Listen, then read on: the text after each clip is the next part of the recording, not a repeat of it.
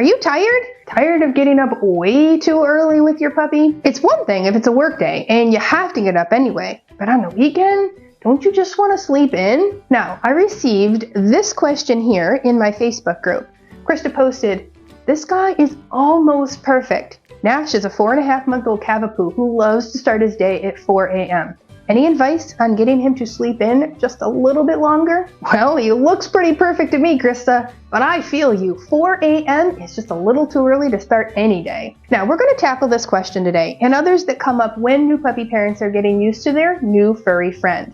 Michele here with How to Train a Dream Dog.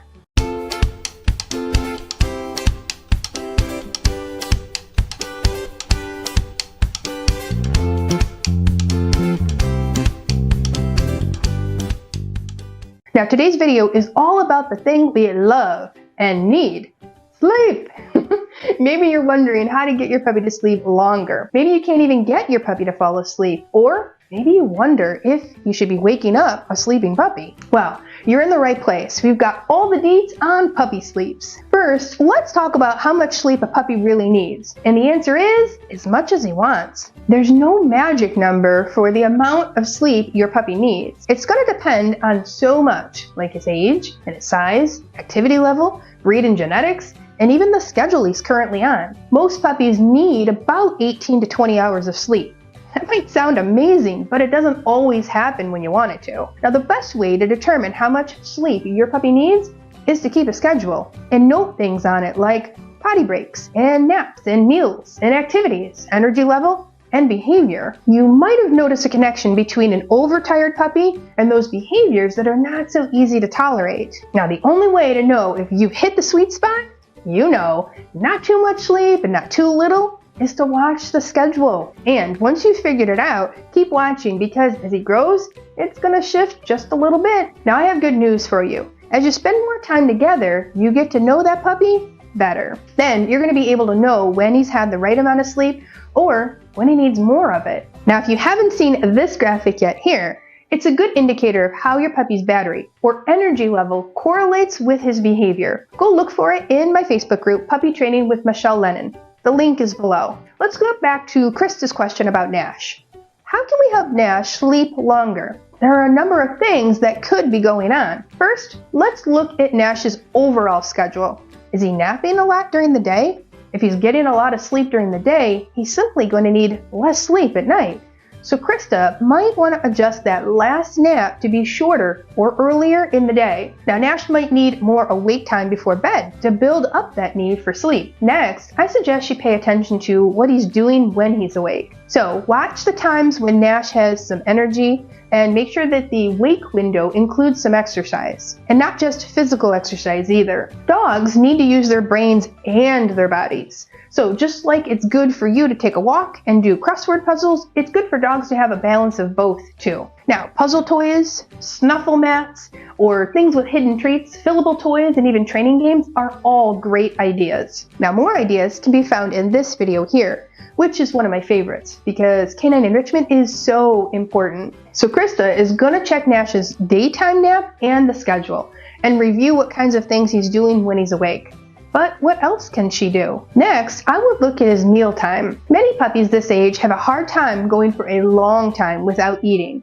They get hungry. Now, if Nash's dinner time is kind of early, he might have a hard time getting back to sleep at 4 a.m. because that tummy is hungry. Now, if your dog has ever vomited foamy white yellow bile, that could actually be a sign that his stomach was empty for a little too long, and the acid is now irritating it. It's not harmful, but it is a sign that a small snack closer to bedtime might be a good idea. Now, I actually have to do this with my dog, Wesley. I offer him just a little handful of the kibble about an hour before bedtime. I'm talking just a little bit. Then we have to do a cool down activity, one last potty break, and then off to bed. It really has helped him settle a bit longer and wait patiently for me in the morning. Now, keep in mind that this could impact your puppy's potty break schedule, so definitely pay attention to his cues on that one. Now, you might be able to feed your dog more than I do, or he might not need it. Some of my students in my online course offer their dogs a frozen Kong an hour or two before bed. Licking is a calming activity, and it helps to get your puppy's mind and body ready for a nice rest. So let's address a few more questions I get in my Facebook group.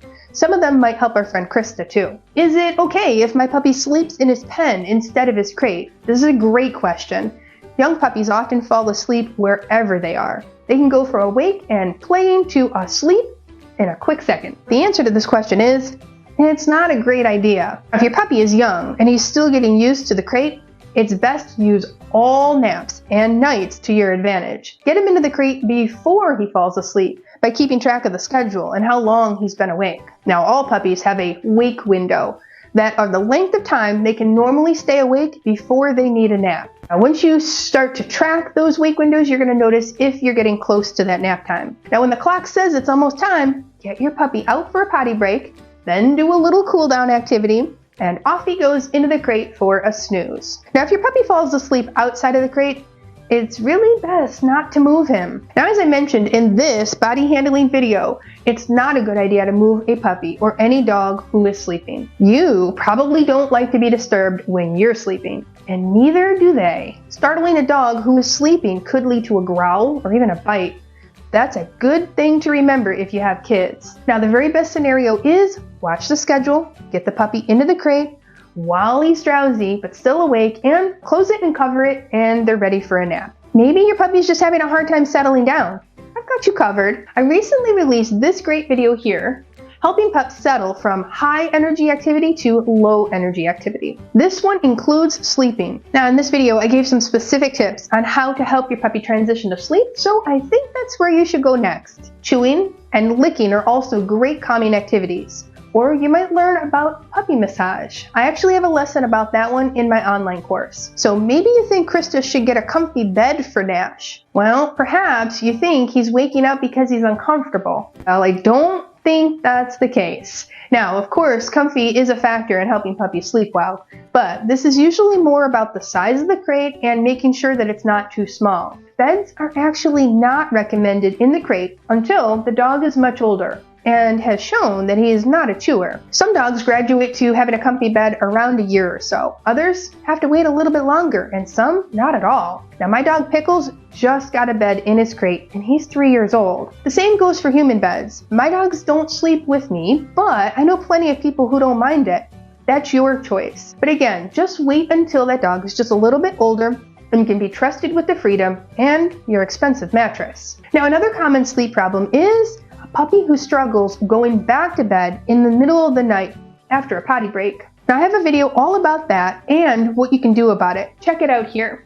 Now, I can give you lots of great advice on puppy sleeping, but if your puppy isn't comfortable in the crate, well, then you've got a little bit more work to do. Many puppies adjust to their crate right away, but if you've got one that is protesting, that will take time and training, but mostly training. The more you can ensure his comfort in his crate, by using the fun training games, the positive association with treats, and ensuring his needs are met before going in, the better this will go for you. Now, have you noticed your puppy twitching or doing a little whine or bark when he sleeps? Don't worry, this is just puppy dreaming, and it's totally normal. Just let him be, and he'll enjoy chasing those bunnies or whatever he's dreaming about. Now, before I finish up today, I want to give you some specific signals to look for when your puppy is getting tired. Now, every dog is different, and your pup signal might be unique, but here are a few classic ones I see in most dogs. Yawning, biting or overtired behavior like jumping, whining, climbing,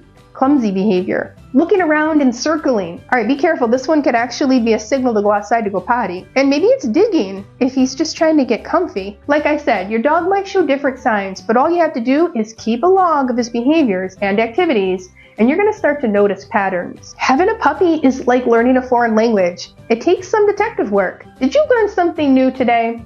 Well, hopefully, if your puppy is like Krista's and is getting you up early, you can try some of the ideas and find out which one works for you. All right, in the comments below, tell me, what time did your puppy get up today?